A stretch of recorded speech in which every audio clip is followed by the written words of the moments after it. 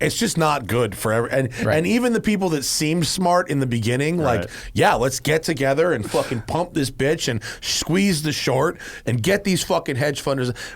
Every single one of them like hung on too long. And for them, they're like, and then I lost all my money. It's like, well, yeah. Folks, today's episode of the Smoking Tire Podcast is brought to you by Banks Power, creators of the all-new Pedal Monster. It's got a funny name, but a very serious purpose. In fact, if you get an ECU tune in your car, an aftermarket ECU tune, while in some cases it does actually add power, in a lot of cases what it does is it reprograms your throttle pedal so it feels like you're getting more power with a new pedal map. Well, that's what the Pedal Monster does. It's just more honest about it. It instantly improves the throttle response in hundreds of cars and trucks. The Pedal Monster is the only OBD connected throttle controller, meaning it doesn't sap voltage from your throttle itself. That sounds complicated, but trust me, it is important. Each mode of the Pedal Monster, City, Sport, and Track, has 10 unique throttle maps for a total of 30 sensitivity levels, and you can change between them on the fly. The patented reverse safety system returns your pedal to the stock throttle map when you put the car into reverse. You wouldn't want your car being jerky or overly responsive when you're backing up. No, of course you wouldn't. So that's why reverse safety helps. And the adjustable speed trim allows you to remove added pedal sensitivity below 10 miles an hour and you can leave it in an aggressive mode, but not jerk your trailer off idle or not have a rough takeoff in a manual transmission car. The Pedal Monster is very smart. They've really thought of everything. And what I was saying about that OBD, it's a 12-volt power from the OBD, not a 5-volt pedal circuit like their competitors. The competitors, they draw from the 5-volt pedal circuit, which can cause pedal failure. You can overload that circuit. In the event of an internal or external malfunction, the Pedal Monster's active safety system returns your system to stock. It's got an easy-to-use, well-integrated iPhone and Android app, and to find out if it works for you, all you have to do is go to bankspower.com. That's bankspower.com. Enter the year, make, and model of your car to find out if it fits and how to order one for yourself. Go to bankspower.com and learn about the Pedal Monster and if it works for your car today. We're also brought to you by BERRYMAN products. We love BERRYMAN products. They make high-quality chemicals for your car. And today we're talking about the non-chlorinated ChemDip professional parts cleaner. You know, it's no secret that car parts get dirty, and some way more so than others. Thankfully, BERRYMAN has a solution: non-chlorinated ChemDip professional parts cleaner. BERRYMAN's ChemDip can quickly dissolve carbon, gum, varnish, fuel residue, and other deposits from carburetors and other parts in 15 to 30 minutes without heat, agitation, or aeration. ChemDip is formulated with an optimized blend of non-chlorinated solvents to safely clean all types of metal, including steel, aluminum, and alloys. And unlike other parts cleaners on the market, ChemDip has a mild, pleasant odor. You can find BERRYMAN non-chlorinated ChemDip professional parts cleaner and many other BERRYMAN products at all major automotive retailers. BERRYMAN is all-American made since 1918, and for more information, go to berrymanproducts.com. Last but certainly not least, brought to you by RexMD, baby. Guys hate going to the doctor. It can take half a day. You got to get your parking validated, make appointments well in advance, talk to those nurses up at the front desk, and also you might not want to talk to your doctor about certain issues. Here's the thing. Most men's health issues have very simple solutions, and RexMD is all about that. RexMD makes getting generic and branded Viagra or Cialis easy. Everything is online, even the prescription, and they deliver to your door. No office visits, no talking to a receptionist. Super, super simple. Did you know Viagra can cost $90 a pill? But Rex MD has generic Viagra for as low as just $2 a pill. So fill out the quick medical questionnaire on their website. A doctor reviews your situation and will prescribe you generic Viagra if appropriate. The medication gets shipped right to your door with free 2-day shipping. It's fast, simple, and cheap, and you can access your U.S. licensed Rex MD physician anytime you need afterwards. Rex MD has helped over 30,000 guys get generic Viagra quickly and conveniently. Rex MD just works, and it works on the very first night. So, starter packs of generic Viagra or Cialis are now available for our listeners, but you've got to go to rexmd.com/tire to get started. That's rexmd.com/tire. Go to rexmd.com/tire to get started with a starter pack prescription of generic Viagra or Cialis, free 2-day shipping, and Rex MD is the authority on men's health. All right, on this episode of the podcast, Andrew Collins is in studio. He is editor-at-large for thedrive.com, and he is in town because he's got to pick up his shitbox 300ZX and drive it all the way back to New York. On the way, we figure out what he is going to do with 5 acres of fun behind his house. We talk about dogs, international scouts, and a whole lot more, plus what is actually going on at thedrive.com. I grill him about a few budget cuts. Andrew Collins is on the Smoking Tire Podcast.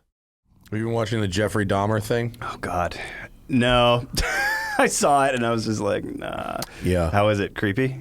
Is it like an actor, or is it a documentary? No, it's an actor. Okay. Yeah. No, it's him. No, well, I know. I meant like, is it like found footage? Or I don't know. The thing about Jeffrey Dahmer that we didn't know growing up was that he had this really dopey Midwestern accent.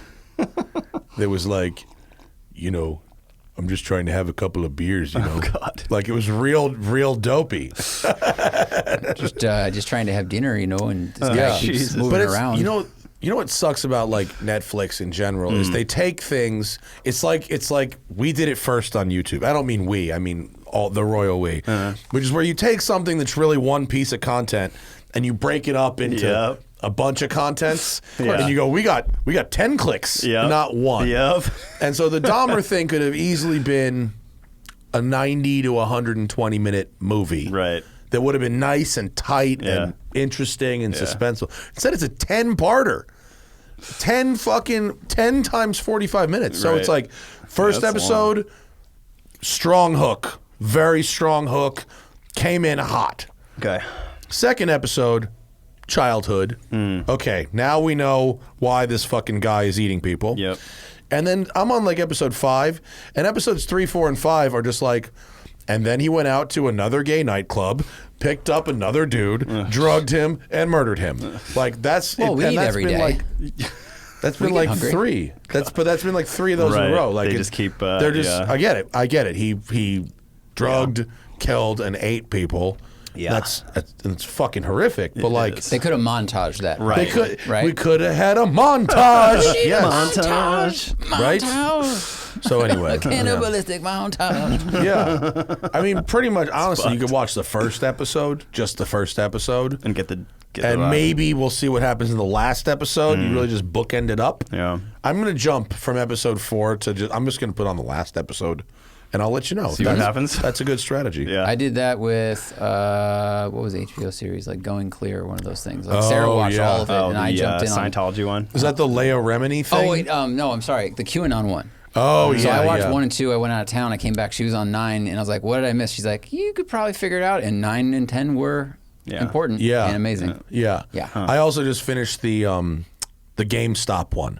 GameStop. Yeah. Oh, it was the thing about the GameStop, the meme economy. Okay. And at first, I was like, yeah, these people are really smart. Fuck the man. Right. Fuck the system. And then I was like, oh, all of this is very bad, actually. If you completely divorce stock value and money making from basic economics, and I'm by all means, I'm not pro hedge fund by any means. Fuck a short selling hedge fund, but if you divorce economic reality from stock price value, then it's just not good for everyone. And even the people that seemed smart in the beginning, like, yeah, let's get together and fucking pump this bitch and squeeze the short and get these fucking hedge funders. Every single one of them, like, hung on too long. And for them, they're like, and then I lost all my money. And it's like, well, yeah, it was fake money. Right. And it went from like $4 to $400. And everyone's like, it's going to keep going. Yeah.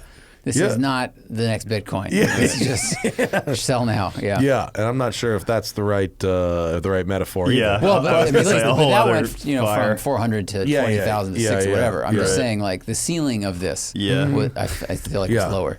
But you're fair. And nobody thinks Jim Cramer sucks more than me, but he was like, guys, what are you fucking doing? I mean, the interview with him and Jon Stewart is when they were just like, you advise people wrong on all of these things. Yeah. And he looks like a shamed 6-year-old. It's great. Great. He has like a back problem or something, so he always kind of looks like this. So even when he's happy, he looks like... Well, he doesn't look happy in this particular interview.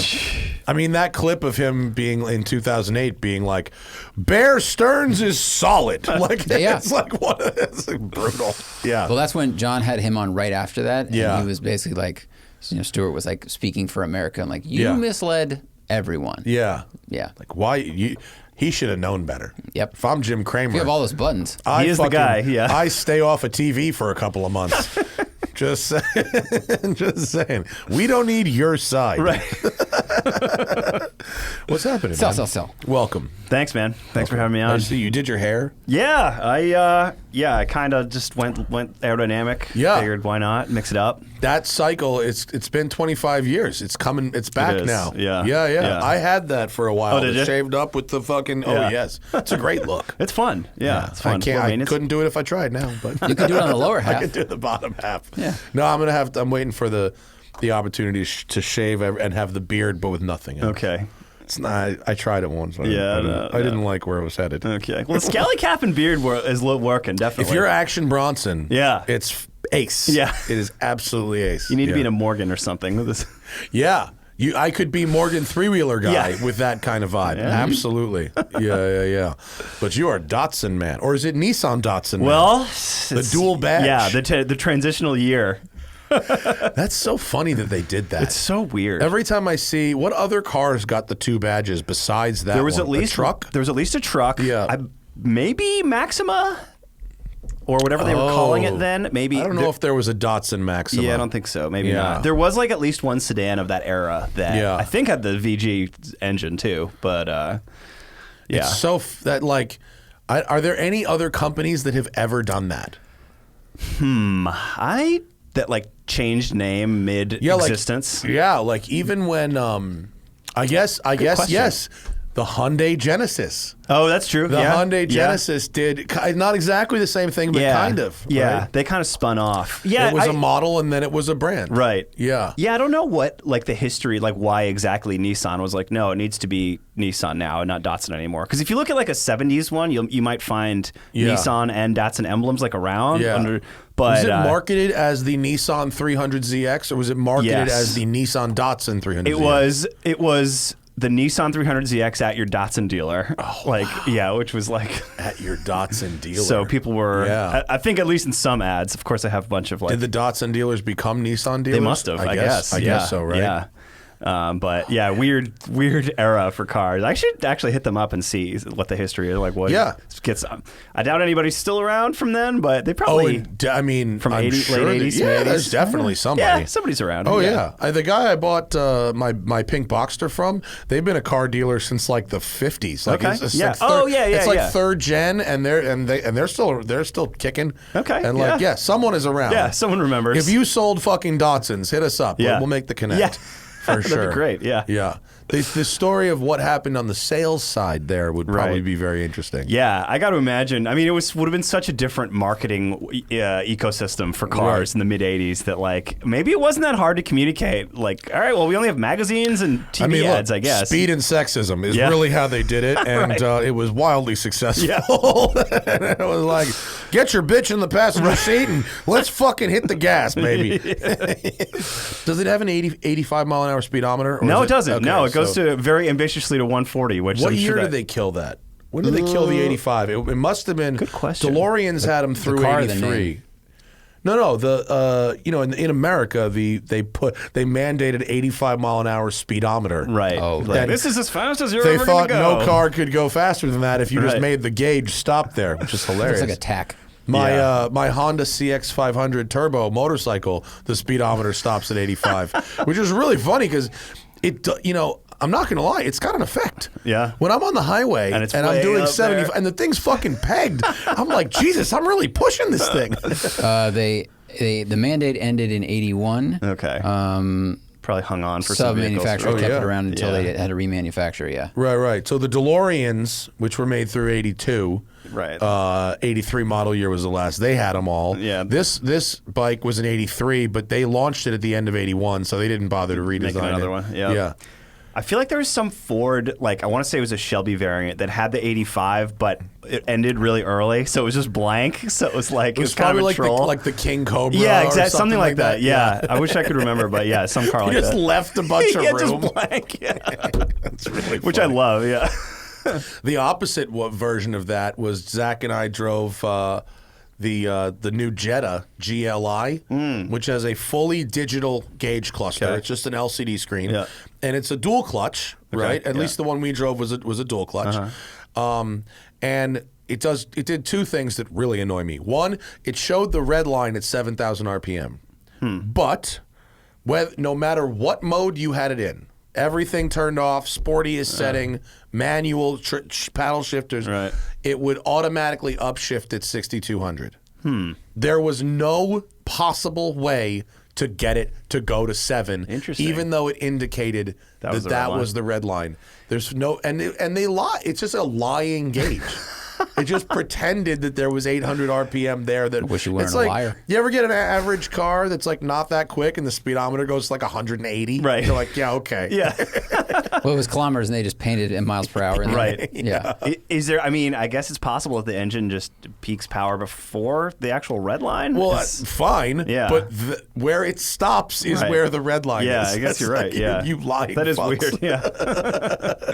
Weird. Yeah. Someone told me that with the 6-speed car, that it is possible to rev it to 7. Yeah, I guess I would hope so. Yeah. But why isn't it possible with the dual? It's not like a dual clutch can't spin to 7. What the fuck? Yeah, that is so odd. weird, right? Yeah. Anyway. Got to be an optimization thing, but that's what happens when the computers take over, dude. That's it. Skynet is here, and it's in our gearboxes first. Yeah. Followed by our gauge clusters.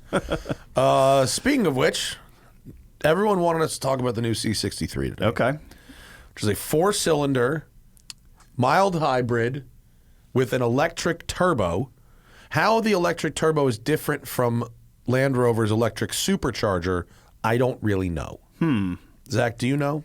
I don't. I haven't looked at the specs yet. I guess if it's not driven by the exhaust, then it's not really a turbo, is it? Well, I guess it is. Well, I believe it's still an exhaust-driven turbo, but an electric motor spins the shaft to build pre-spools? boost. Yeah. It's like it's electric anti-lag. Okay, got it. Okay. That's kind of cool. That makes sense. Whereas I think the electric supercharger on the Land Rover is always electric.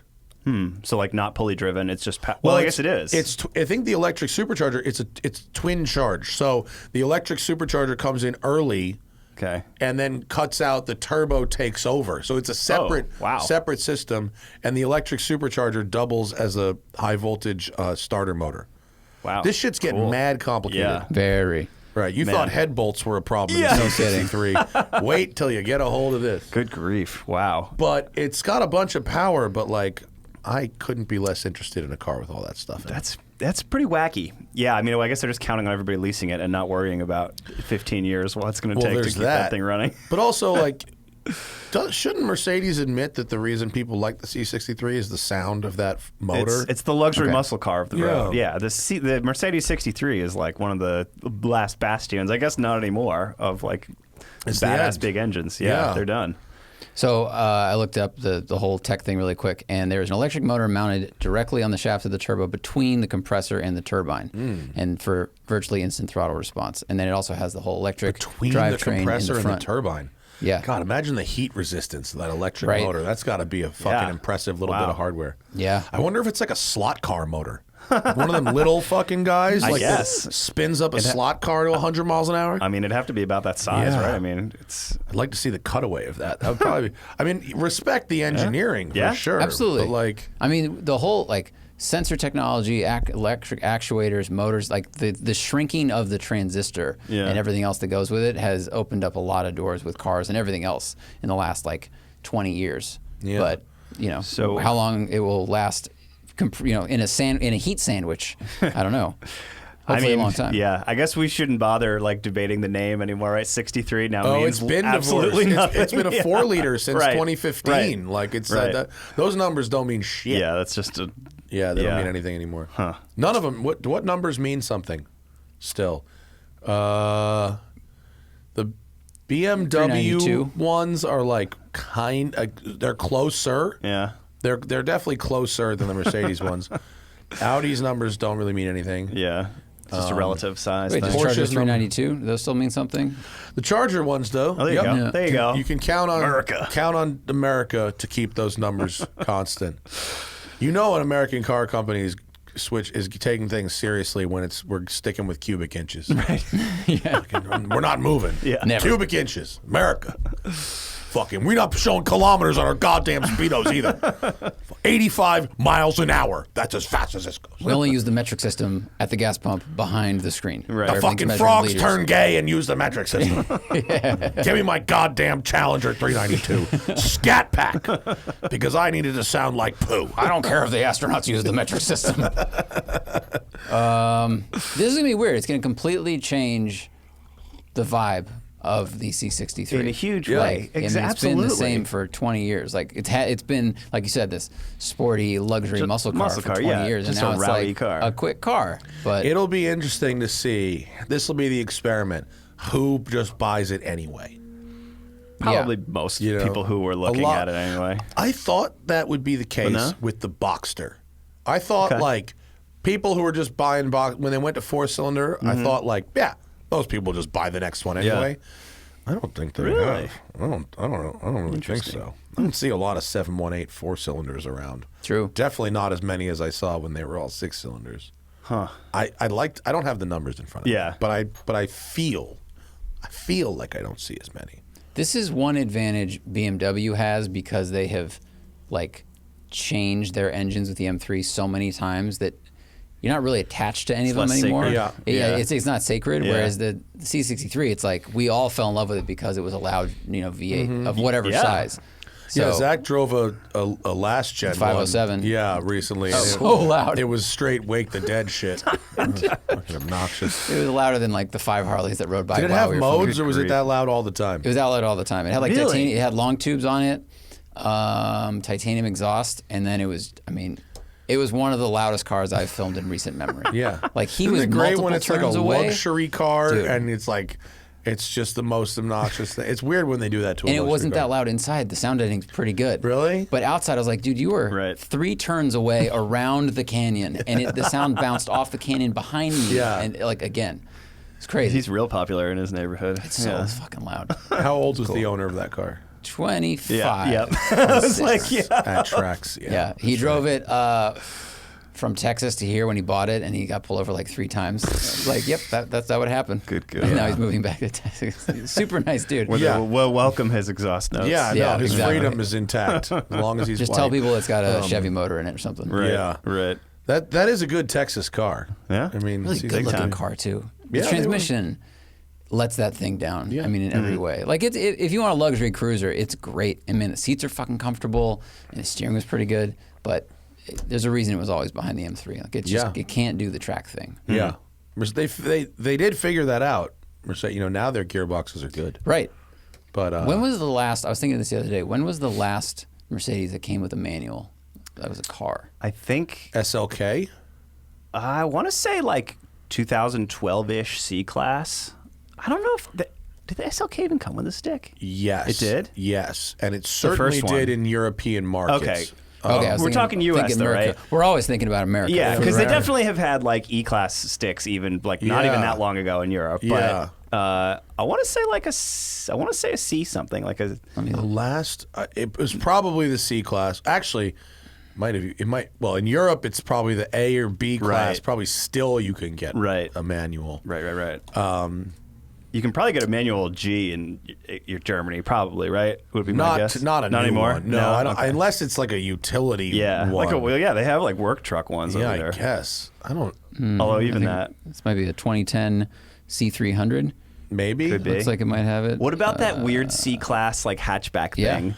The C230. Yeah, you could get that with a stick. Yeah. That must have been. That must have been towards the end of the. That was Mercedes like what sticker. 04, 05 maybe. Something like that. Let's see, everything here popping up on Car Gurus is C class from 2011 or earlier. Yeah, okay. That makes sense. Sounds all right. Good call. Yeah. Good call. Yeah, they didn't let us have it. Yeah, Mercedes manual. Yeah, just doesn't. I drove a CLK 430, the Four Eyes one, that someone had swapped a manual into from another Mercedes, and it was excellent. I mean, it really changed the vibe of the car, and it made it feel pretty sporty. Yeah. And it was like, oh man, this is like a kind of like a nice driver's car. And I was like so bummed out that you couldn't actually get something like that. The guy had done a lot of work to make it look factory. It was pretty impressive, and it worked like it was supposed to. Cool. And did anyone watch the video, Zach? Did you have it? I'm looking up. Was it I want to see if anyone ever swapped a was. manual into a C63. I wonder what transmissions could hold that type of power. Apparently a Tremec. Yeah, Tremec adapter plate. Yeah. Wow. This one was a Mercedes gearbox, so it actually felt pretty nice and slick. Consistent. It didn't feel like you were shifting a Corvette, which is what happens when you put Tremecs and stuff. You Mustang. Corvettify, whatever. I drove like an RX-7 with an LS motor and a Tremec, and it was like, you have built a Corvette. Could have just bought one, but Whoa, hey now. I found the video. Yeah, it's silver, right? Or is it black? It's black. Yeah, it was very fucking cool. How was the traffic on it? With people 170K. Not great. Oh yeah, I remember that body style. Manual Yes. It was it was done really well. So props to that person who did it. That's cool. Yeah, that's a good looking car. Yeah, handsome. That was a handsome car with those wheels, the body kit, the interior was really nice. Why haven't more people watched your GSX video? What the hell? I don't know. I don't know. It could be lagging. The counter lags a little bit on the first day, but I don't know. That car was like enormously popular on Instagram. Yeah. Yeah, he's got a big following and he's got a YouTube channel and stuff. So I don't know. I smashed if that. you're listening to this, pretty car, please wasn't go it? watch my Eclipse GSX video that went up today. Was that a 98 or 99? 99. 99, but it started as a GS. Oh, wow, really? He got it when he was 17. It started as front-wheel drive, naturally aspirated, nothing. And he now, just decided he had to change that one instead of getting a GSX. Yeah, and him and some really nice friends were like, hey, man, we can do this, and just fucking Google instructions. That. Yeah, really impressive. I forget, was it real fast? Yeah. It was E85, and it was fucking quick. It went through the gears quickly. I mean, it's nothing to it. You put that much power in it, and it's like 3,200 pounds, and it was quick, man. Did it seem like it was made well? Yeah. Really? Yeah. I was shocked because of how much custom work was done to it. I mean, this thing had an Evo 8 engine, an Evo 9 turbo, an Evo 5 transfer case, and then like an Evo 7 rear end. Oh, I mean, literally 4 or 5 other cars went into this car. It's my favorite kind of car. Oh yeah, absolutely. So knowing all of that was in there, I was like, maybe there's gonna be drivetrain shutter. Is everything lined up right? This thing hauled ass, and the only thing that slowed it down was it was way too low. So if I went like 80% through a corner or even 70, it would rub and just go. It's disconcerting on each side. But man, this thing was real quick, and it handled great. They did a good job. Okay, so pretty. Such a good-looking car. I think so. Dude, silver with gold wheels with red. Remember, they were working from that point, and then what they did next was shame. Such a travesty. Best-looking two doors. Such a travesty. Mitsubishi has shot themselves in the foot They've followed up a bunch of great cars with garbage. Junk. Yeah, like the year 2000, they were like, actually, we don't care about anything. Actually, forklifts. Nah. We're going to go forklifts and cargo ships. Yeah, and that's gonna be, seriously. That's going to be what Heating we got. unit. Yeah, I noticed you got a Mitsubishi thermostat in this house. Oh, yeah, we do. We do. Yeah. They make everything. Oh, yeah, God, look at that thing. Those are huge wheels for that car. They're pretty big. But TEs look good on everything. Well, they do. I would those are big. I might downsize an inch for that. But it's a very pretty car. Is it silver? Or is it got a pearl thing going on? It's mostly, it's silver. Yeah, it's silver. There was really nice sky that day that reflected off of it a little bit, so it looks more blue. I like how he didn't really. It's not a body kit, is it? That's a factory, or maybe it's cut. It's got skirts around, extra skirts. Yeah, on the it, right? black pieces. Yes. Yeah, and the front lip is plastic lip, which is like removable, which didn't scrape surprisingly, and I think the front endo is all factory. Yeah, it looks. God, that little off-center like hood bulge. It's so cool. Is there Everything something under it. the hood that necessitates that bulge, or is it just there? I think it came factory like that. It did come factory. No, I know, but is there a reason for it? I think the first gen one needed it for like the turbo or something, and then they kept it aesthetically. I'm sure someone listening will correct me. His car has a blow-off valve on that side, but I don't know if it's so high that it needs it blows the bulge. off. It's actually dented it out from the inside. Probably. It's blown off It's flexed so hard. It's blown off so hard. Their car is also incredibly loud because it has Miguel. Shout out to Miguel _DSM. It has a Bluetooth exhaust. I'm sorry. What? Wait, what? It's what it sounds like. It's like when we're at SEMA and you see a truck that has no drive shaft, like Bluetooth drive shaft. Like this literally just dumps out under the car. There's a muffler, and then there's no pipe connecting the muffler to the downpipe. Oh my God, why? And I don't know, but. So it has a muffler in the back that you can see. It's just bypassed. But there's no exhaust flowing through it. It just dumps under the car. Correct. And it shakes the seat. I bet. It's kind of fun. God damn it. It's not great. God damn it. But it's also fun. What state is that thing registered in? I don't know. When I was like 19, I did that with my Corvette. I just Your disconnected. Vet was so loud. Yeah, I just Well, that was afterwards. Jesus. I mean, the way I had put that back by the time that I met you. Oh my God. And I just put like an actual exhaust on it. But before I did that, before I was like, let's spend money on headers and an exhaust, I was like, let's just disconnect the pipe so it's open 3 inches. And it dumped under the car. And as it turns out, there are some wires down there that probably shouldn't have fucking hot exhaust gases on them, and it caused massive problems. It caused big issues. When I was trying to sell my Pontiac in high school, I got it back together almost, and I had to go back to school. So my dad had to like finish the two things, and then I had not put the exhaust on. It was open long tube. And he's like, what do you want me to do with this? I was like, bring it to the exhaust shop. And he turned it on, and he called me. He's like, I'm not driving it there. Are you out of your mind? I thought he was going to get arrested. This is like a car guy rite of passage. I did the same with my RX-7. I was like, oh, we're putting a new exhaust on. And they're like, well, we got to hear it without anything. Yeah, you do. Drove around, and it was just like, it was a disaster. No, but at a certain age, you think that sound is good. Oh, yeah. Like 22 to 25, that's a good sound. That prefrontal cortex hasn't hardened yet. It so quickly becomes the worst sound in the world. And you don't realize what tinnitus is. Yeah. Exactly. Well, and you don't understand like the reverberations underneath the car. Like it's just not. You just want it to be noisy. And Yes. I'm so much more. I mean, I'm 40, but like the tone is really important. Like so much more so than, and also the intake sound is more important than the exhaust sound when you're in the car. Like there's a whole symphony you need to be aware of. Yeah. Absolutely. Dude, the dump. The dump is bad. Everybody learns.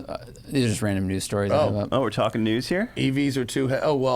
So that's from the. What the hell? What's going on at the drive? It's all bad. No, it's not all bad. It's not all bad? It's really not. Okay. It's there's just like some stuff got like reflected in kind of a exaggerated and kind of negative light on social. It's like, so what happened was, I mean, it's the parent company Recurrent Ventures owns a ton of stuff. They had to make unfortunately had to shrink some budgets. And that meant we had to cut freelancer budgets and some staffing, and we did lose some people who I really liked, which is unfortunate. But the we were able to let everybody go and under pretty favorable circumstances, like for them at least, like as best as we could do. So that's kind of all there is to it. With the drive we lost 4 people out of like 15, or we're now down to like 15-ish. So we still have a pretty big crew. We did our best to take care of folks. I know there's like some stories circulating online about like stuff happening. Like the timeline was suboptimal, but we really like offline we took care of people. And it seems like, I mean, even like very well funded companies like making car content always seems like a good idea at the time. Nobody ever ends up making any money. I mean, the reality of digital media, man, is just like, you know it all too well. You're at the whim of these algorithms, and Google's like, actually this, and then all of a sudden it's like, oh, our traffic plummets, and then it's, you're always riding this. So when does the algorithm when do you ever get a totally unexpected bump? Right. Like, holy shit, the algorithm fucking just picked me up and I rode this fucking wave into some money. Like, just doesn't happen. I mean, and I go through phases of like, I'll just look at traffic every second and refresh, and then sometimes like, you know what, this week I'm just gonna like run it and see what happens. And I mean, for the most part, I haven't decided what's like the healthier way to do it yet. My boss Kyle is really like, he's always looking at the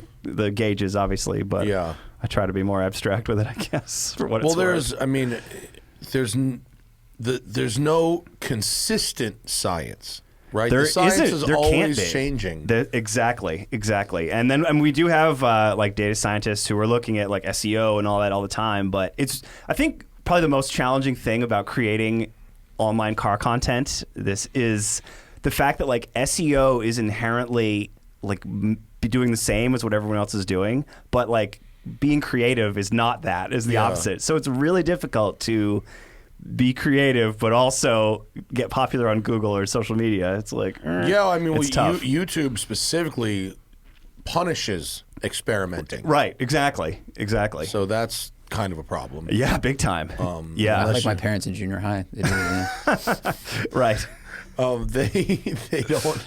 Yeah, exactly. Just like deans of student bodies, YouTube punishes experiment. Yeah, but no, the drive is in a good spot now, and I think we'll be in good shape. We're trying to do more like future collabs with Donut, which is also a litter mate of ours, owned by the same parent company. What they did. What Donut does? Yeah.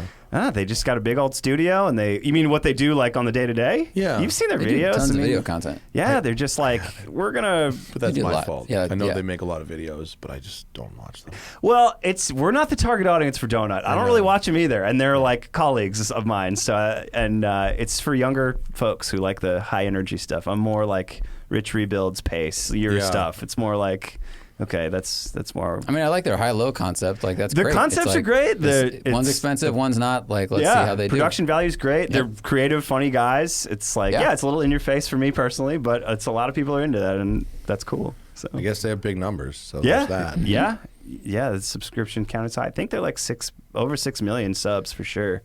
That's a lot. It's a lot. Yeah. So it's hard. It's for me. It's very hard to have to create the media that is not my preferred media of consumption. Yes. Yeah, that's... absolutely. Quentin Tarantino, I'm not that. He's like so into films and is able to like make films that reflect his interest in film.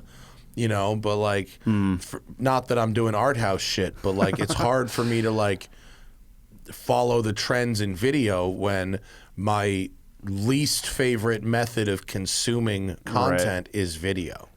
That's challenging. Yeah, it is. Well, you've got a lot of... Zach watches some shit. So. Yeah. I mean, you guys have a lot of momentum at this point, and that's huge. It's like, if you're starting a new YouTube channel, car channel now, I don't know it's what like, to fucking do. Yeah, I don't know what you do. I couldn't give anybody advice. It's like, I mean... No, but there's like people on TikTok that I've never heard of that all of a sudden I see their shit, and it's like, you have 8 million subscribers on TikTok? Right. Like, you're in a parking lot. That's a whole other pointing out ashtrays and stuff. Right. Like, wow. Well, that's kind of like car media has kind of been like, okay, you can either be super janky or you got to be high production value, and everybody in the middle is kind of like, oh, that's tough to succeed in that space.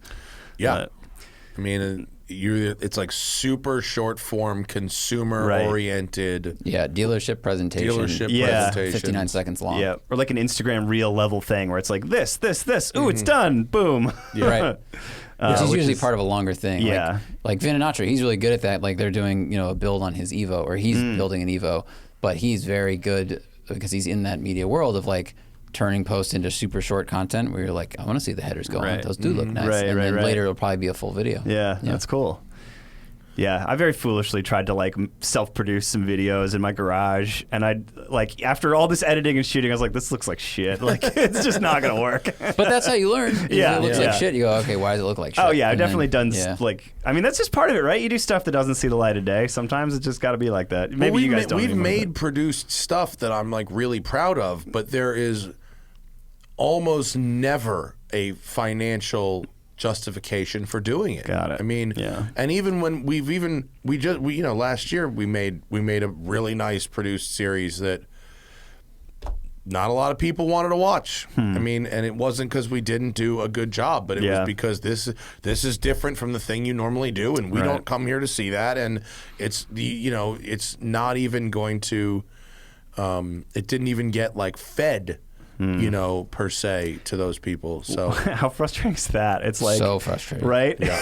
It's like it just doesn't pop. You just don't exist to some viewers. Yeah, I hate that aspect of it. What really bums me out is when you don't exist to people who have indicated a desire to see you. Oh, yeah. You didn't click the bell, so we're not going to show you the. Yeah, God, I hate that too. It's really frustrating. Very tough, but it's the reality of this biz, man. It's crazy. Yeah, that's why I'm going to retire as a car parker. I mean, smart. Yeah, smart. It's diversification is good for sure. Yeah. I just spoke at an entrepreneurs like mentorship thing this morning. Yeah, down in San Juan Capistrano. This dude RT Custer, who has a watch company called Vortic Watches, and they do this really neat thing where they recase old pocket watches as wrist watches. It's really cool. That's cool. Yeah. So they source these vintage pocket watches of different states of patina. Sure. They restore them mechanically, and then they 3D print a case. Ooh. And they turn them into wristwatches, and they're really cool. So he runs this like mentorship thing called, I want to say it's called Fast Forward, but it's not. But it's something with two F's. I'm unfortunately blanking on it right now. But I was talking to people who wanted to be content creators and just being the bearer of a lot of bad news, I think. It's tough, man. Yeah, it's really tough.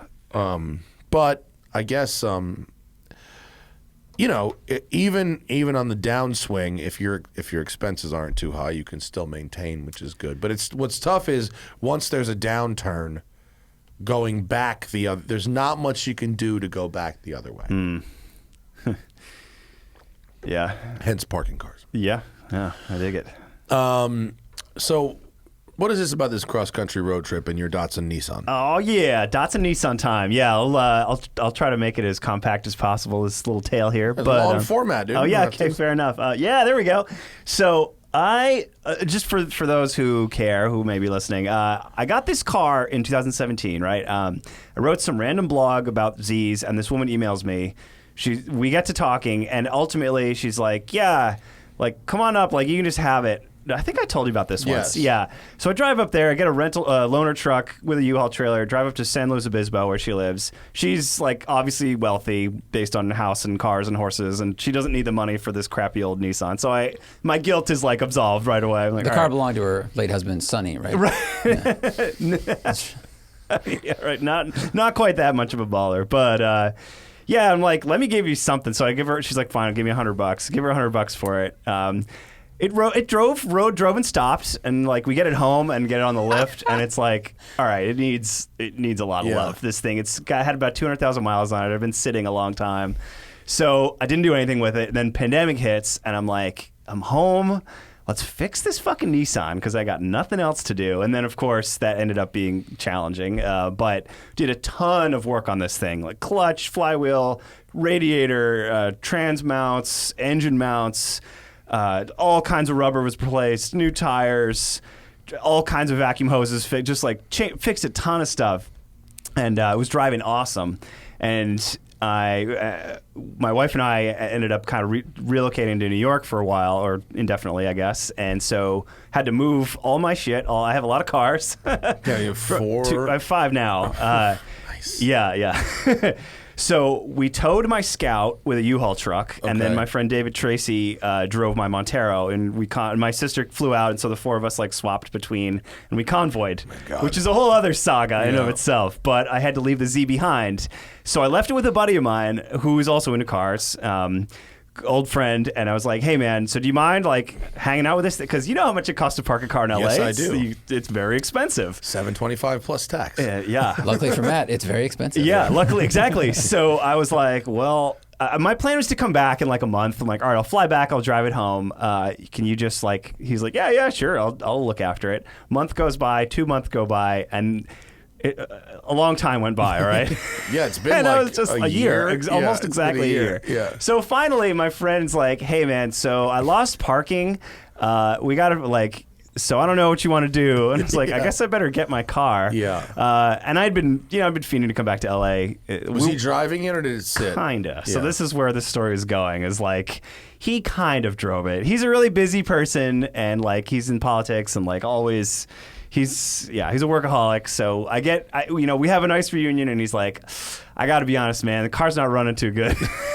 And he's like, yeah, we had to jump it from like AAA had to jump it. They think like the alternator's bad. I'm like, okay, we'll see. So whatever. Like, I can't be mad at him because I dumped this car on him for a year. So 100% my fault.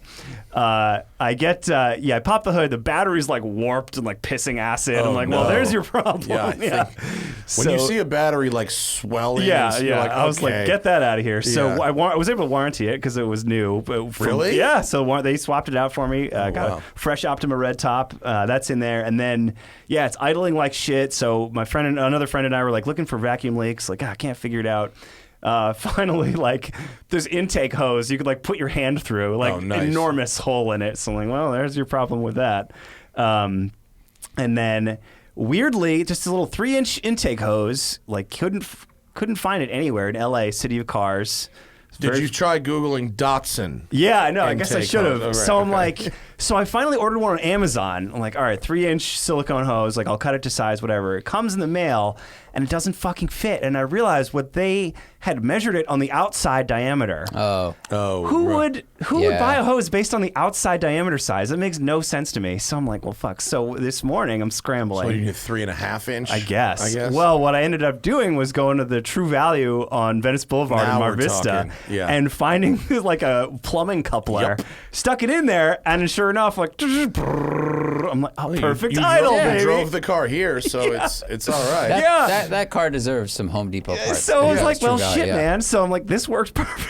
Yeah. So I'm going to send it on home. I mean, honestly, what's different between a toilet hose and a car hose? I mean, not that much. I did a little research just to make sure, but like industrial rubber, even like basic stuff is supposed to be able to handle about 200 degrees Fahrenheit, and that's not going to get hotter than that. So wow, how could it? Yeah. Car engines never get hotter than that. I mean, under the engine bay though. I mean, that's true. And this is not a coolant hose. No, it's air. It's air. All right. It's just it's right after the mass airflow sensor and before the throttle body. That'll probably be fine. Yeah, cool. it'll probably be fine. Is the exact right assessment. So now are you ready for a 3,000-mile road trip? Yeah, I'll do an oil change tomorrow, but after that. How old are your tires? Do you have functional tires? Yes, their tires were new about a year and a half ago. Okay. And they're BFGs. They're tires. They're good. Yeah. You have decent. Do you have wiper blades? Good call. No. You should. Those are going to be cracked as hell. Good call. Yes. Yeah. True. I didn't even think of that. That one fucking bugged me out when I moved to California. Right. Like how when you use your wipers once a year and you need to replace them once a year, like how am I budgeting $50 a year for wiper blades? Right. Like what the fuck? Good. Yeah. I'm really glad you mentioned that. Yeah, get wiper blades. Yes, absolutely. Yeah, good call. Yeah. And bottle of Rain-X. Good call too. I just had what press car did I just drive in the rain? And I was so pleasantly surprised to find that it was Rain-X. Yeah, Rain-X is magic. That stuff works great. It really does. What was it? Oh, you know what it was? Funny enough, it was the Lamborghini Technica I drove on Road and Track Performance Car of the Year. What a I drove thing in the to rain. notice. And the fucking windshield is, basically horizontal anyway. Yeah. So it was really like driving fucking warp speed. That's That must cool. have been awesome, yeah. Yeah. Rain-X is great. It is. Cool. When we Free endorsement. There you go. First discovered that shit in the 80s. Woo! Just slippery. Game changer. Yeah. Amazing. Yeah. The water goes up. Fuck. It's like a hydrophobic solution or something like that. Yeah, you never use Rain-X? No, I have. I just don't know how it works. Like That's that. I guess, It makes sure. water's afraid of it. Water's It is. afraid of it. Yeah. No, my Pontiac did not have wiper blades or the holders for the blades, so I just put Rain-X No on kidding. it. Yeah. As long as I went over You 18 just miles had an two little hour, it nubs was that, fine. like- Yep. 100%. There's people in LA who run around with no wipers because they don't like how they look or whatever. But yeah.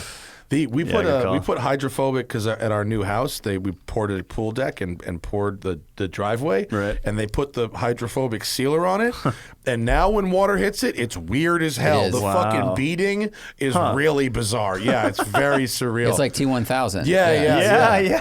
I don't know how long it's gonna do that for, but it fucking bugs is you out. cool. Yeah, it's crazy. Yeah. Funky stuff. Right on. So there's no more prep to do. That's it. No, I mean, it's an East Coast car. After that. Checked over all the hoses, like looked at everything. I mean, yeah, something could pop, but The question is, do you have anywhere for it when you get there? Yeah. What's the parking situation? So I have a 2-bay garage at home. That's like I have one of those houses that like the garage is part of the house. It's a very like basic like rectangular raised ranch house. But yeah, so it'll live inside. I have 5 cars total. It'll be one of the indoor cats. How are your neighbors feeling about this situation? Oh, the neighbors are. We have a lot of space. We're on like 5 acres. So the really? neighbors. I could shoot a gun in most 5 directions acres? and not hit anybody. Oh, wow. Yeah, it's pretty cool. That's nice. What are you going to do with the 5 acres? Park more cars on it. This was part of the leverage. My wife was like, all right. So it's next to my father-in-law's farm, which is another 20. Uh-huh. And Is it in Jersey or New York? New York, upstate New York, Okay. Hudson Valley. Actually, not really? far from where you got married. Not, By Hudson? Yeah. Hudson is so It's great. really nice. Oh, Yeah. I love Hudson. What a cool little town. It is cool. Yeah, it took me a while. I was like, I don't want to move to the fucking woods. But my wife was like, you can buy as many cars as you want. And like, yeah, immediately I'm trying to test that. Are you going to so. build a shed? You going to build a big barn or Well, something? yes, but there's weirdly like a moratorium on construction in our little tiny town for the time being. But yes, that's the dream, is to build like a big ass barn. Yeah. And do you follow barn dominiums on Instagram? No. Yeah, it's what Okay. it sounds like. Yeah. It's people who build big barns then are like luxury homes with huge garages inside Excellent. them. I love it. Yeah, it's pretty dope. And what's the one that you follow, Zach, that you liked? Gearhead Homes or something like that? High octane properties. Okay. High octane, it's car themed. Yeah, I love it. Yeah. I'm trying to figure out what the temporary solution is. Like, I was like, oh, do I just get some of those Shelter Logic tents for some of my outdoor Oh, cars? dude, it would look like FEMA out there. I have a bunch of them in a row. Are you doing Fire Festival? Is it all just big? Is it grass or is it woods? A What's lot the of it's status? grass. Plenty of it is grass. But yeah, there's woods behind. Well, it. you need a bobcat, and then you can start prepping the ground to build a foundation to build like a big shed. Yeah. I would ask if you would be fucking with like a UTV trail, but I know the answer to that, unfortunately. Yeah, not into UTVs anymore. No, yeah. But an off-road, a rally stage? Yeah, some sort of buggy. Yeah, I could a probably rally build stage, something. all you need is like a weekend with a fucking dozer. Yeah. You got You a don't rally need much, stage. man. Ryan Yeah. Semanchik drove in his mom's front yard, and like that's like his intro to dirt. Yeah. And when I saw the photos, I'm like, that is not much space, dude. He's like, there's a jump. I mean, he was like, Dude, 2 acres. Bucky built, remember, were you with me or was that Morningstar? We went to Morningstar. Bucky's, not Bucky's house, I'm sorry, Brian Deegan's house in Temecula. Homie's got like 2 acres and has a stage with a jump. I love it. Like he tests his cars in his yard. That's awesome. And I'm talking about like rally cross cars, not like some fucking shitbox. Right. I wonder if he you know, used to have a motocross track, and then he Probably. just switched it over. That's Flatten it out a little bit. Yeah, it had a proper jump, like a tabletop. He was not fucking All around. right, you should do that. But he had a Yeah. bobcat. Yeah. That was the Yeah, that's the secret. key, huh? Was Okay. the bobcat? Yeah, Yeah. yeah. And we need like a smokehouse. For the meats. Absolutely. Or perhaps a prosciutto cave. Yeah. Something, I like it. something to that effect. You're getting real creative. I love it. First, You we're should trying just to get Morningstar on this property. Yeah. Yeah, have him come hang. Yeah. Morningstar, you know Tom Morningstar, Have yeah. he built his own house. Really? He built fucking log cabins on his Damn, property. good for him. Up by Albany. Oh, he's like close to with me a then. fucking with not with power tools, like with non That's power amazing. tools. Yeah, That's awesome. He's like a woodsman. Wow. All right. I should definitely have him over. Yeah, he'll build you a fucking barn. Yeah, he will. He really will. That's cool though. 5 acres. Yeah, Wow. it's pretty cool. It's Yeah, it's a good setup. I mean, like when like pandemic craziness was going on and like everything became unobtainium, it was just like, well, shit. The house is actually owned by my mother-in-law, and she was renting it out, but the tenant was leaving, and he was like kind of a disaster. So she's like, hey, if you guys will just pay our mortgage, like you can live here indefinitely. And their mortgage is cheap. When was the house built? How old is it? 70s. I don't know. It's not. It is the most unspecial house you can imagine. It's like rectangular. Like the most basic ass, but whatever. I don't know. No, 5 acres. Yeah, exactly. So yeah, if you got a bunch of falling apart cars. Exactly. 5 acres this is what we're talking about here. Yeah, and the roads are really nice up there. I was surprised the roads are they good. are. A lot of deer, and the cops have no sense of humor in New York. Dude, Good God. we were just doing Performance Car of the Year up there in the Catskills, Yeah, and we went through that area. We're doing it again, Hudson Quattrocento. If anyone's out there wants to come drive with me, cool. roadandtrack.com/events. But so much fucking roadkill, Dude. Yeah. Dead raccoons and possums Yep. all over the goddamn joke. place. Yeah. I couldn't drive a mile without seeing a deer. Yeah, it's scary. It was wild. I haven't seen this much wildlife along roads in years. Yeah. It was crazy. Is it seasonal also? I think, well, yes, it is. Definitely going to be seasonal because there's times of the year where they're allowed to shoot the deer and then the population drops. But yeah, I mean, their animals are just all over the place. I had a bear in my yard, which was awesome. Yeah, it was so cool. I was just walking around the yard in the middle of the night, like having a smoke, just kind of like seeing what was going on. And then it was a full moon, and I see this, like the bush kind of moving, and I'm like, I don't remember that being a bush. Whoa! And then it's like this is nighttime. Yeah, and wow. And I see it's a damn bear. I'm just like Bush has full sprint eyes, into the house. Oh my god! Yeah, I'm like crazy. watching it from the window inside. You got to walk around black your bears, property right? fucking Yeah. armed. Yeah, I was like, okay, there's bears here. All right. That's Yeah, intense. if it hadn't been a full moon out, I would have like walked right into it. But I think those- you should just park the Scout on like in the front of the lawn. It's kind of like a scarecrow, both for people and bears. Big It's like, time it's for people. I mean, you have a camo yeah. painted Scout for people who don't know. Yeah. It looks intimidating. Yeah, people are really like, okay, It says this, gun owner, This whether guy's you got are or issues. not. Yeah. Oh, it conveys very strong. Get off my lawn, Bobs. there's certain towns up in that area that have a very like separatist vibe Yeah. as well, you know. So we live in more of like a hippie redneck area, so everybody's like kind of friendly and chill. But there's definitely some, a little bit. It's a fine line. It is. It's a fine line It really between is. making fucking dream catchers and making bombs. Mescaline and meth. Just a couple degrees of loneliness to go from Yep. dream You just gotta catchers watch to the bombs. wrong YouTube channel. Oh, is while that- you're in your is that cabin. the property? Look at That's that. no, I That's wish. Scout. No. That's a brewery nearby. So another like side effect of pandemic, like making an urban exodus, is there's now like breweries and a ton of coffee places, and it's like, oh, this is kind of nice, kind of fancy up here, bougie cool, as they man. say. It is. Which is cool. It's new bouge. New bougie, exactly. Yeah. Oh, and there's Bramble the dog. Oh, We're gonna pup. Yeah, I'll actually. I What can. a very cute pup. Oh, she's amazing. I can promo. Yeah. Oh, what a great face. Right? Isn't she adorable? Yeah. Is that an Aussie Shepherd? What She's is it? half Australian Shepherd and half Golden Retriever. Oh, that's a good combo. Yeah, she was another benefit of living next to my pops-in-law. So he had the parents, and again, hippie. He's like, well, if they have puppies, they're gonna have puppies. I'm like, I think if you put a male and female I'm dog pretty together, sure they're gonna the math works on this one. So they had a litter, and me and all my sibling-in-laws got one of the pups so they all like play together now. Sick. It's awesome. Rad. Yeah, you're definitely country folk. now. Yeah. We've been getting into like we she did her first track day, dog track day. So like she not like a Greyhound thing, but like she ran an obstacle course and she won. She won. Really? Yeah, she won for Did tunneling. you train her for that, or does she just kind of know what to do? Both. So That's funky. we've been training her for like racing and stuff. Oh, so have you built an obstacle course yet? Yes. Cool. Oh yeah. Sick. She's got an obstacle course in the back. That's and nice. but yeah, so we took her out and You mount a camera on her? not yet, but that's that's the next. move, Yeah. yes. So we just like let her off and just like hauled through this tunnel. That's awesome. And they were like, "Oh, we didn't have time to start the watch. I guess you won." Default. All right. Default judgment. That's But, awesome. Yeah, she's been a lot of fun. She's That really rules. smart. Well, those are two very smart Yeah, breeds. she'll bring my wife her mail if I stick it into her letter in her mouth and like go to Sydney, Really? She'll bring her a letter. that's pretty It's cool. adorable. Yeah. Does Tucker bring you the fucking mail? He would eat the mail. He'll like, if we say toy, he can get it. And Yeah. for a while, we could do different colors of toys, and he would bring that one we said, Nice. which is pretty impressive. But we don't have the space to do agility training. Right. Yeah. Yeah, Santa Monica is a little bit It would be like, okay, turn left the pizza on the ground, jump over the needle, and then jump over that person who's asleep, and then he would just stop and eat the food on the ground. Right.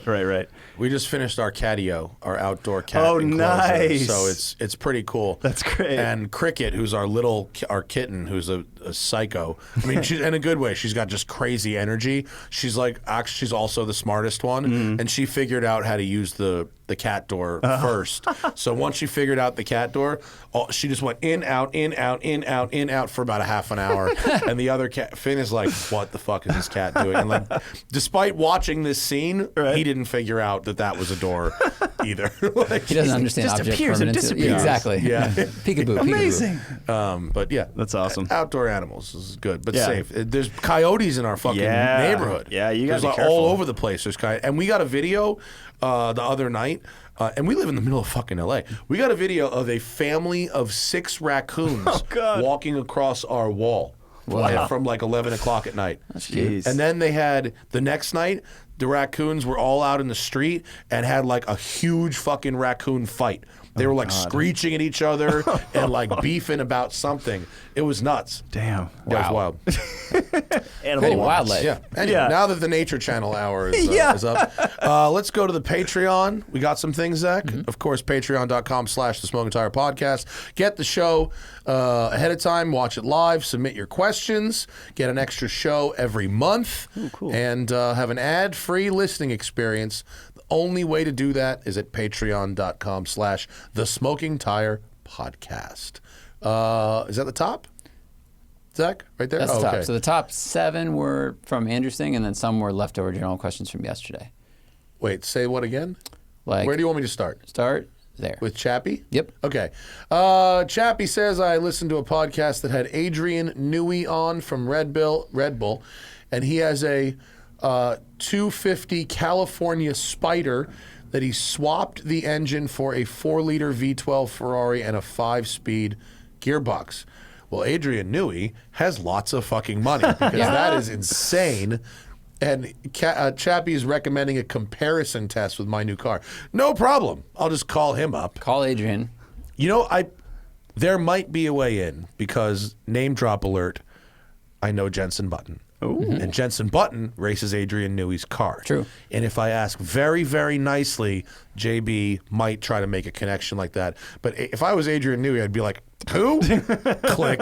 You'd have to ship your car to England, I think. Yeah. Well, and also, was he talking about my Porsche, which is Yes. a 2022, and I a think he 250 was. California Spider is a 1961? I don't know if that's a dollars for dollars Yeah, against your comparison new there. car. Yeah, your new car would be faster, and Probably. his is more expensive. But if you put a 4-liter V12 in a California, Pretty cool. I wonder if it's a real California Spider or if you got like a 250 GTE and put a body on it. They do that sometimes. They take the GTE body off and they hand make a Cal Spider body. Interesting. Jack Riley says, you have won the lottery and you must buy 2 cars, a daily and your one and only fun car. Price, no object. Do you go with something older or a hypercar? What are... I think he doesn't care about the daily. What is your one and only fun car? Fun car? Price, no object. I mean, Price, no object. It's McLaren F1. Yeah, I mean, if you've got okay. I mean, McLaren, if you got 20 million, the guess. McLaren F1 has got to be it. It's everything, right? Yeah, Yeah. I mean, or I could do something like a Ferrari F50, which has a nice V12 and a gated shifter and Formula One technology and the highest service costs of I think any fucking road car. Oh yeah, do you have to pay to maintain it? He didn't Yeah, you've specify. won the lottery, Yeah, right, so right. whatever.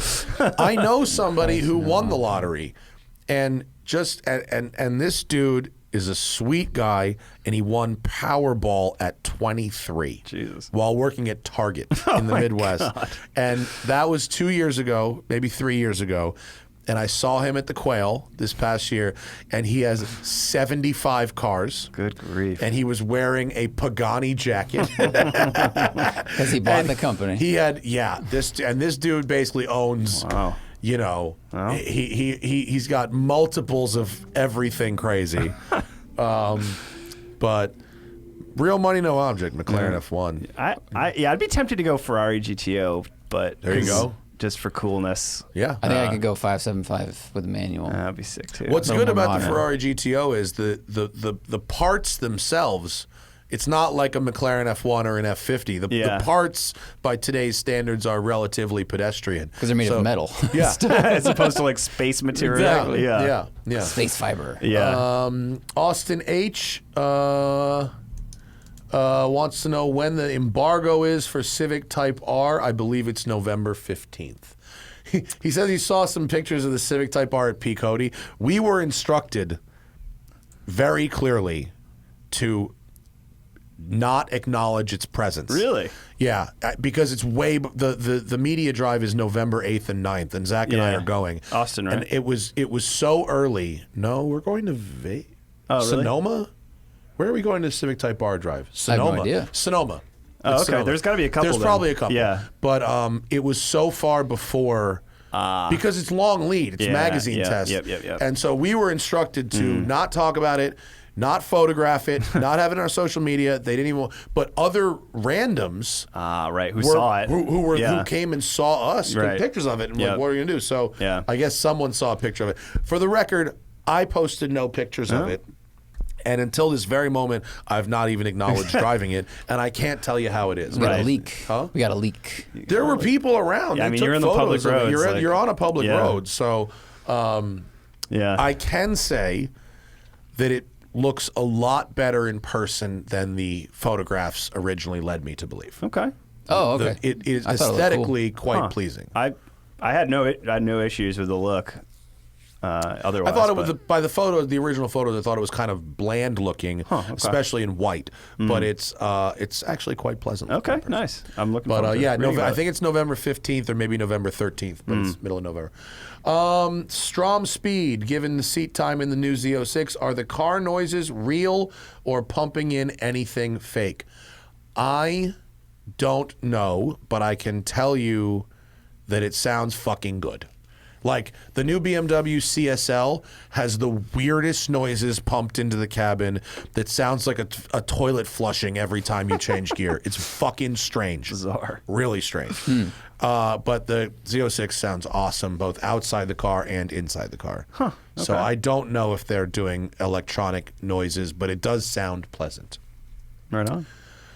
Jordan Klein, suggestions as I look for a good DeMann donor car. Would a 2020 Cayman GTS 4.0 manual be a good starting point? DeMann cannot convert a GTS. There are differences between the GT4 and Spider engine and the GTS engine that do not lend themselves to the 4.5 liter conversion. It has to be a GT4 or a Spider. You can start with a 3.8 car, a 2016 to 2020 car, 2019 car. And you don't get as much power at the end. You get 535 instead of 568 as a finished product. And the 4-liter also has some factory durability stuff built into it that make it a little more robust. But basically, you need a Boxster Spider or a Cayman GT4. You can't do it with a GTS, which I wanted to do originally. Because I like the street suspension and shit, and I thought that 25th anniversary car would have been the jam, but he said no can do, has to be a Spider. Interesting. Kurt, best 2-car garage from a single brand. Suggests a C8 Z06 and a Volt. I would probably go, well, this is going to like reveal my more pedestrianness, but I might say like Civic Type R and Honda Passport. Oh, that's an interesting one. It's like kind of, I don't know, kind of more, it's not that exciting. I mean, I would say Civic Type R and NSX if I was going to go with a Honda. Oh, okay. Yeah. But I like to have a SUV once in a while. Yeah. Sure. Yeah. Ferrari FF and 355 GTB. Yeah. I think Kurt would have to suggest the brand because there's a lot of brands to choose from. Ford has a good diverse range if you wanted Ford two would be a very good different one. things. Yeah. Yeah. Lamborghini even, you could get Urus and one of the fast cars. Sure. Bentley. Urus and Countach would be a good one. Yeah. I would. I thought it had to be two new ones. Okay. Yeah. You're right. There's two new ones. You're right. But yeah. Current production. Okay. Because like if you had a Porsche, if I had an Urus, I would put a plate frame on my Countach that said my other car's an Urus. I think that would be pretty funny. That would be hilarious. Yeah.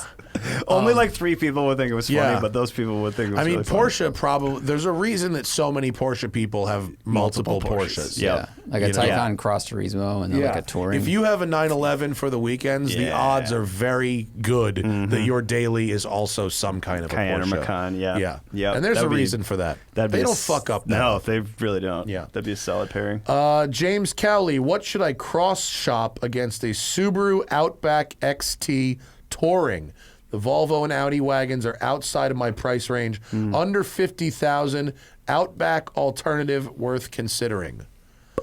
Not a lot. Outback is typically in a kind of a class of its own, but like it's almost an SUV at this point. Yeah. It's pretty close. So you can really look at like a Highlander, a CRV, CX-5. Oh yeah, CX-5 is good. RDX. Yep. RDX is awesome. RDXs are good. That is an awesome car. Yeah.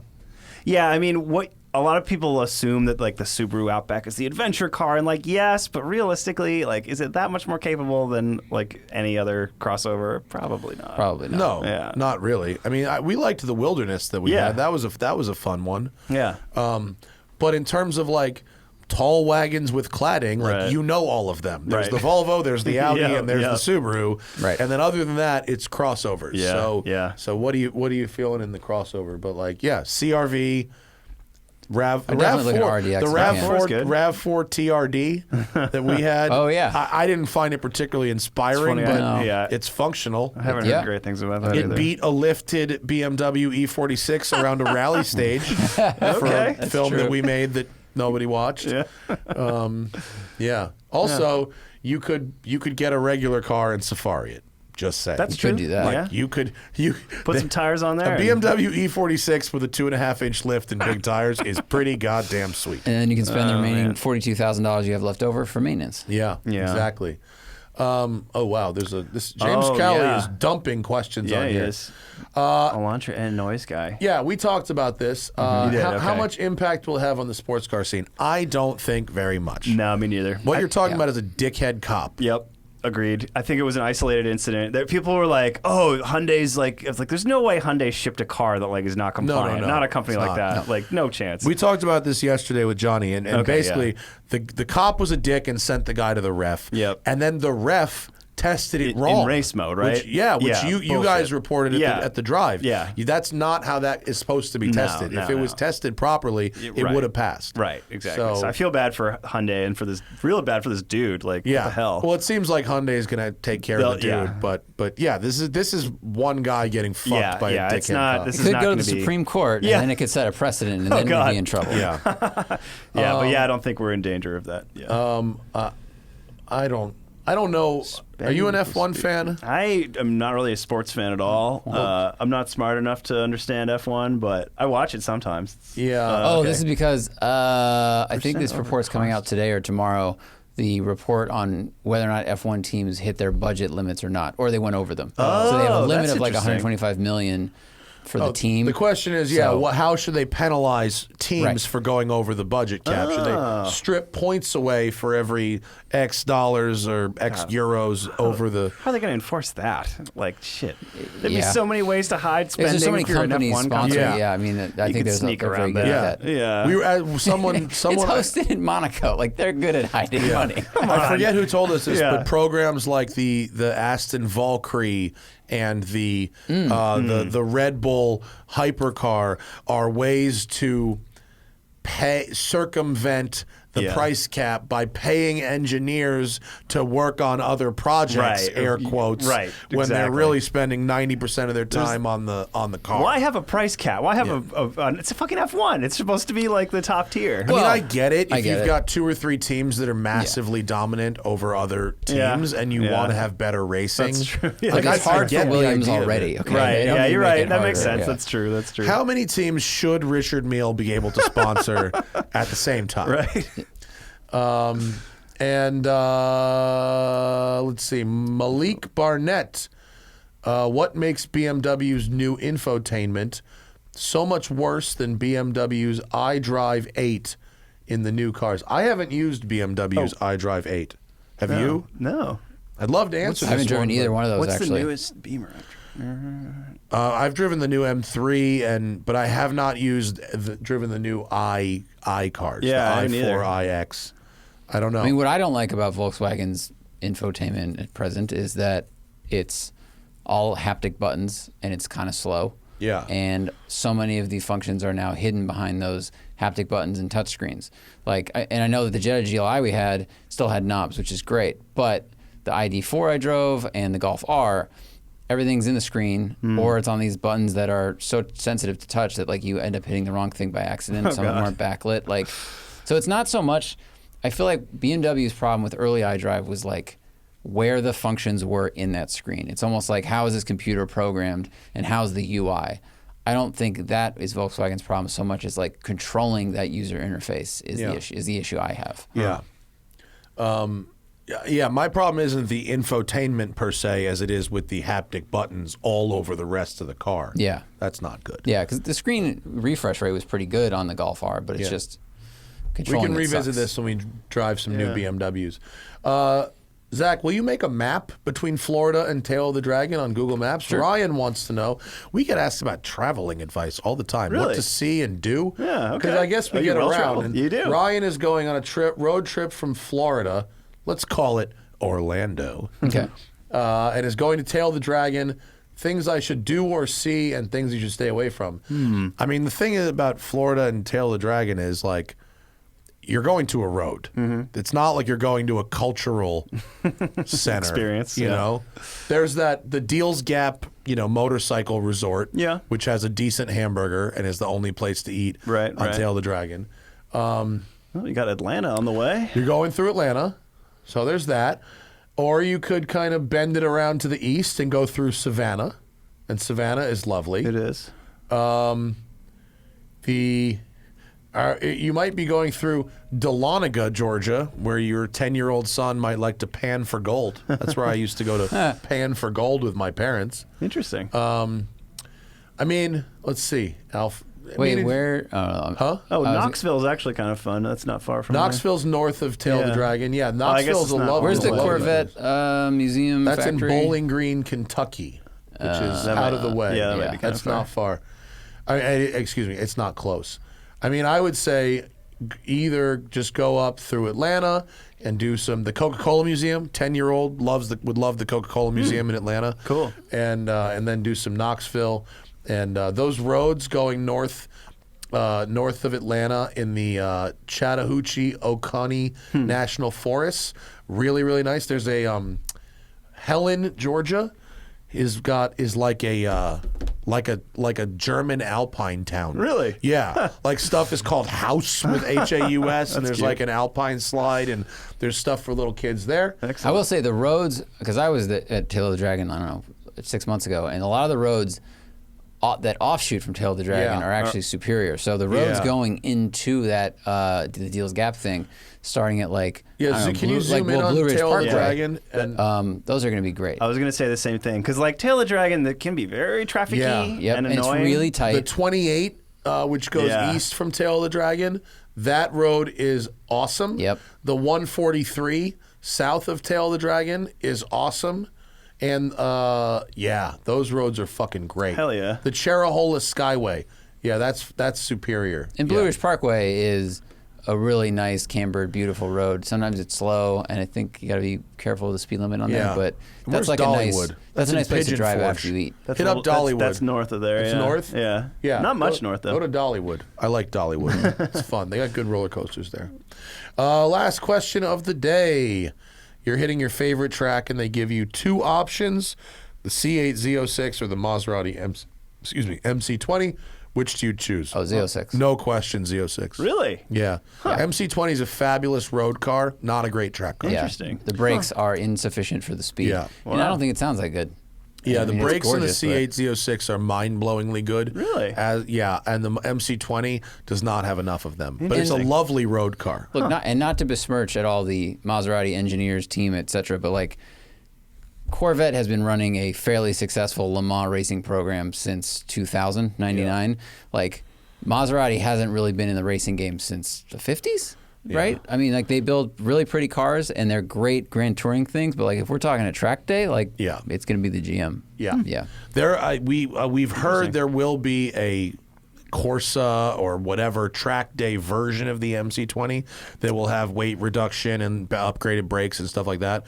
But considering it's got carbon ceramics, Zach and I both found them to be a little disappointing. Huh. Yeah. Wow, interesting. Great road car, though. Great road car. Great road car. And really beautiful. Yeah. Like, and fast as fuck. I mean, really goes gorgeous. like hell. Yeah, really fast. But track day brakes, nope. Interesting. Nope. All right. Well, good insight. When are you heading off on your road trip? Friday. Okay. Yeah, I'm going to try to hit up the Angeles Crest, see who's hanging out in Newcomb's in the morning, and then just like go straight from there. Straight from there. Okay. Yeah. All right. Yeah. So I'll be like, exit via Good Vibes. Yeah, exactly. Make sure your gas situation is right before continuing over the over the hill. Kidding. Yeah. We might go up there as well on Friday. Cool. We'll see because.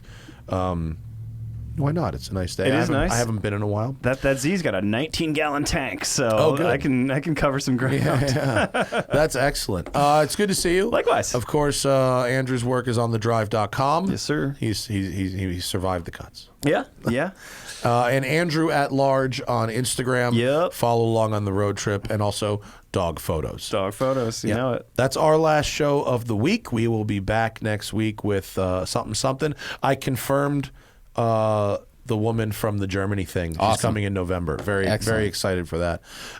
So we'll have more from the Smoking Tire Podcast next week. Thank you to our patrons for submitting your questions, and have a great rest of your day, everybody. Bye. Later.